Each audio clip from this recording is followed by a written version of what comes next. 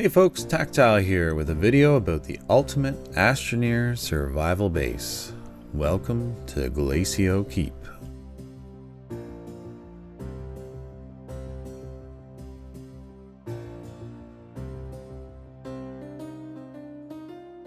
This base has every resource, chem lab resource, and Astronium trade all fully automated from Astronium, as well as all the farmable seeds. So first up, what I'm going to do is just take you around the base and show you how everything works. First up, we have power. I have 234 RTGs altogether in the base between two spots here, which gives me an output of 936 units per second. And then right here, I have my passive research going all the time. This is an atmospheric condenser, researching argon because I'm on Glacio. That's all there really is to the power setup, so we'll head back up to the third floor and see where the Astronium comes from. While we wait for the Astronium train to come to the top, we can take a look at the spot here where Astronium turns into scrap.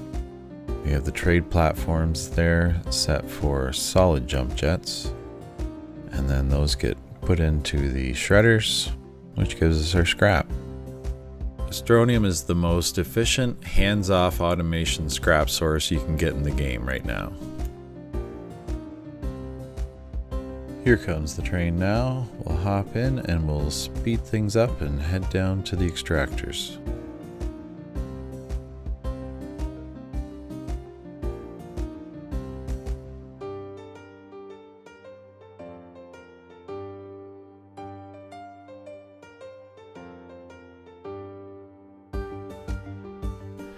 Here's the extractor setup.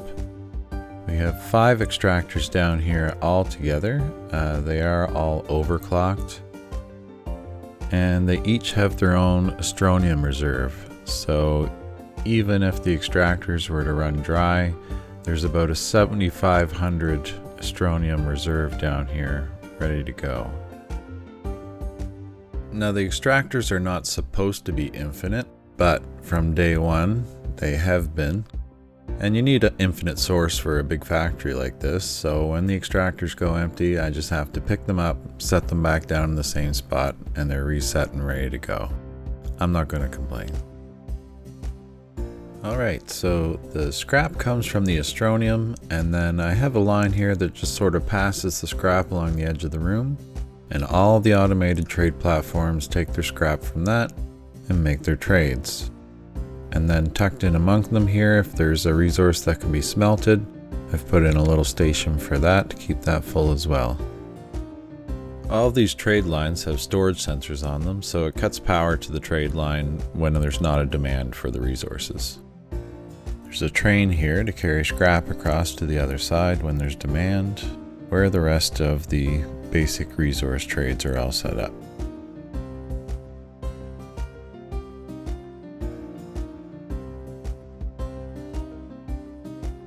Now we'll follow the resources and see where they head next. I'm going to dig out a little platform and auto arm here. Those pass the resources up to the floor above. This is what I call the print floor. It has every resource, every chem lab resource, every Astronium trade, every farmable seed available and automatically replenished.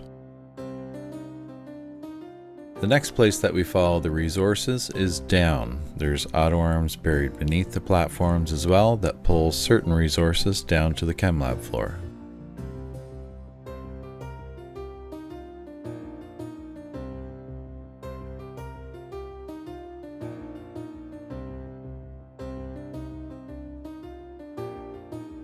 The arms that pass down to the chemistry lab floor pass onto these large canisters on top of the red soil, and then auto arms take it and distribute it over the chemistry lab floor from there.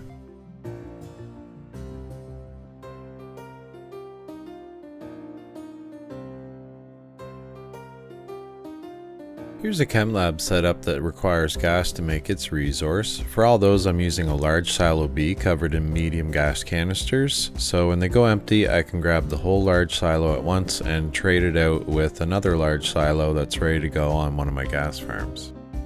Each chemistry setup outputs to a train station, which is how all of these resources get up to the print floor.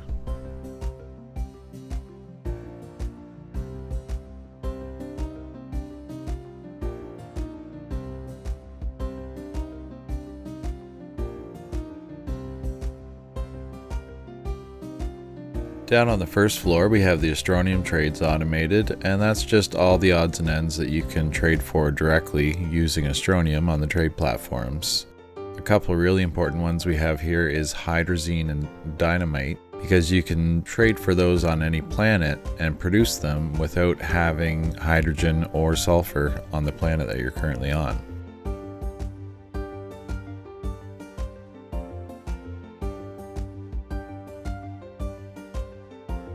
All of these trades have train stations to bring everything up to the print floor as well.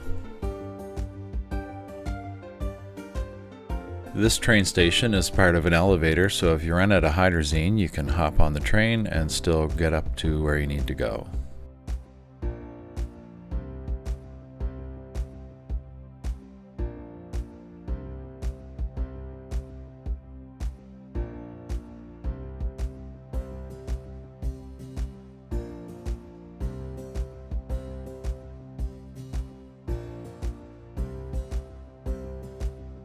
Over here is the output for all the Astronium trades and for the chem labs. As you can see, I have a ton of coal trains, and if you want to do the same thing, you just have to invite people into your game. They can all call in their own coal or snail, and then that stays when they leave. This is the print area. It has 2 of each printer and lots of room for you to put medium silos of resources. It has a full set of medium silos right there with every resource that you can use for printing. And then I have some extras here from when I was finishing up the base. I'll just show you how you refill your resources. When you need them, everything's on demand. Put in your empty canister, take away your full canister, get back to printing.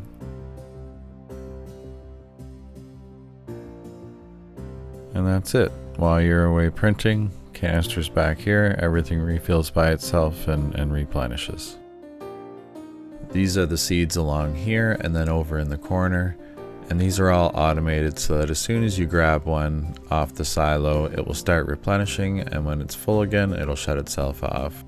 My snails are already full, but we'll take off 4 cataplants here as if I needed to feed Rogel and Princess anyway.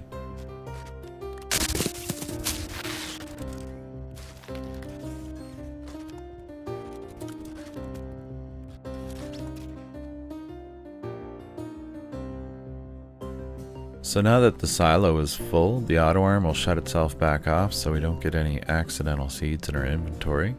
And the next batch of seeds has been planted for the next time we need seeds.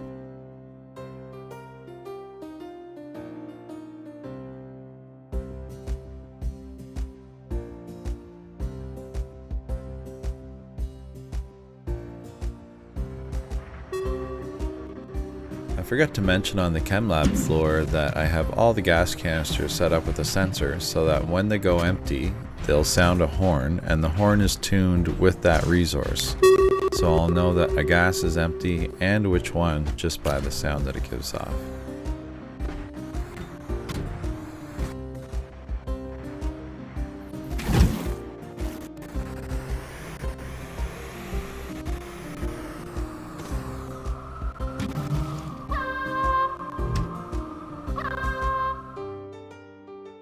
So I just wanted to show a couple examples of automation that is buried all through this base, covered up by the soil. This is a clock that controls the proximity sensor for these seeds, and that's controlled by a storage sensor.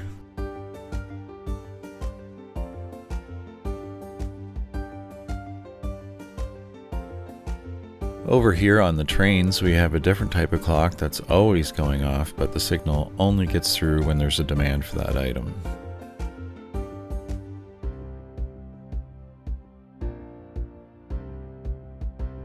That brings us up to the middle tower of the keep itself, and first we have the research display room.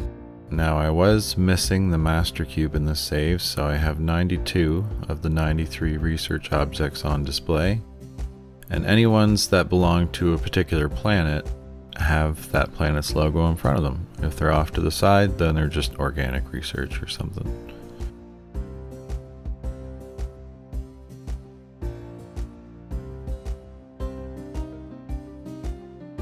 And it wouldn't be a proper base without some place to lay down and get some sleep, so I made a little house out of a field shelter.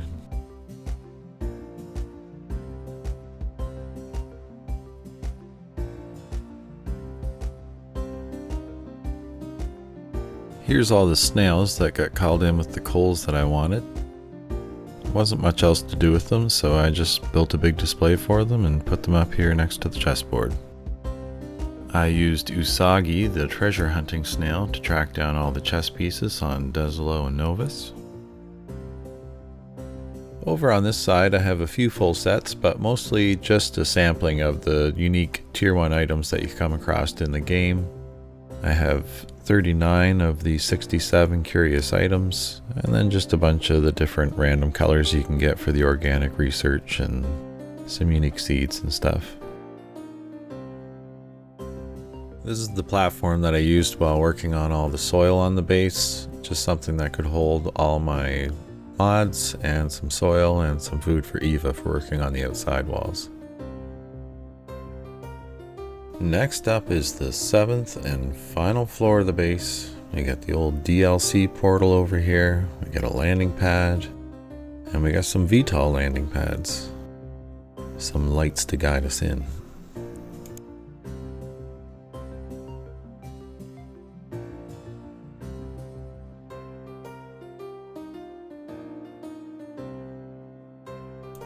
And then just so you could see how some of the factory works, I duplicated the save and went upstairs and deleted a bunch of canisters so the factory would be under heavy demand.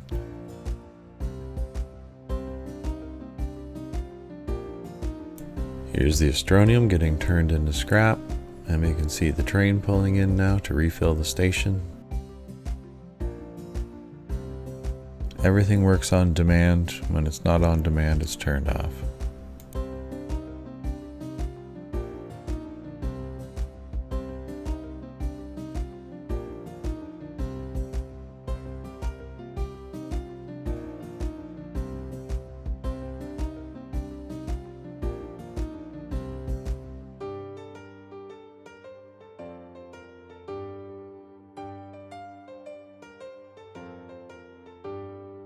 That's it for this video. Hope you guys enjoyed it. If you're a PC player and you want to explore the save yourself, there's a link to that in the description. There's a link to auto trade platforms and auto food farms as well for your snails.